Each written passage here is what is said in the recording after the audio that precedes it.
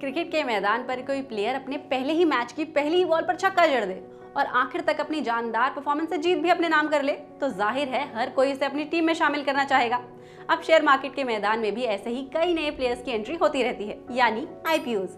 इस साल शेयर बाजार में कई कंपनियां अपनी आईपीओ लेकर आई और दमदार लिस्टिंग के साथ निवेशकों को बढ़िया रिटर्न दी गई। कुछ आईपीओज ने तो लिस्टिंग के दिन ही 50 से 90% तक का रिटर्न दे दिया।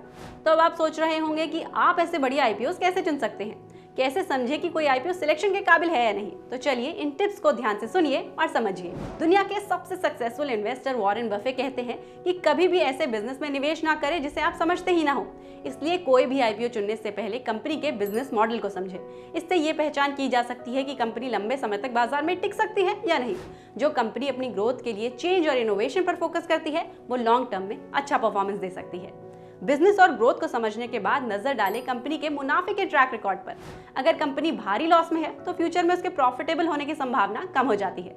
वहीं प्रॉफिट का अच्छा ट्रैक रिकॉर्ड रखने वाली कंपनी को लेकर मार्केट सेंटिमेंट अच्छा रहता है और शेयर प्राइस मजबूत। ऐसी कंपनियां बिजनेस में भी लगातार पैसा लगा सकती हैं और निवेशकों को डिविडेंड का तोहफा भी दे सकती हैं।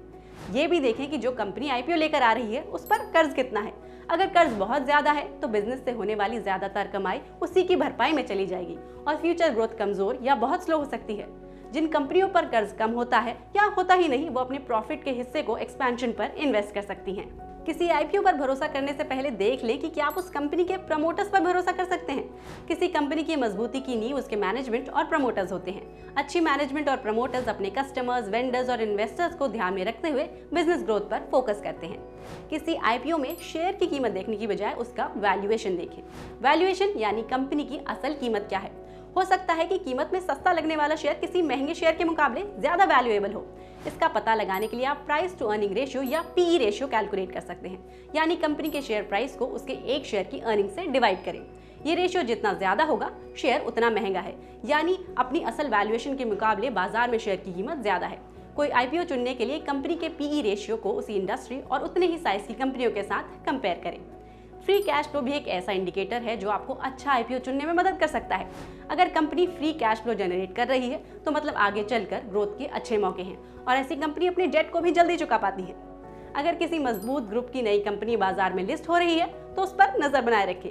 ग्रुप का मजबूत सपोर्ट नई कंपनी को कामयाब बना सकता है। इसके अलावा ऐसे सेक्टर्स की पहचान करें जहां 10 से 15 साल में अच्छी डिमांड बनी रहेगी। अगर ऐसे किसी सेक्टर में कोई मजबूत कंपनी अपना आईपीओ लेकर आती है तो उसमें अच्छा रिटर्न मिल सकता है। तो चलिए इन पॉइंट्स को कहीं लिख कर रख लें ताकि आईपीओ में निवेश करने से पहले आप अच्छी तरह रिसर्च करके सोच समझकर फैसला ले सकें। आपके काम के ऐसे ही और वीडियोस के लिए BQ प्राइम हिंदी को सब्सक्राइब करें।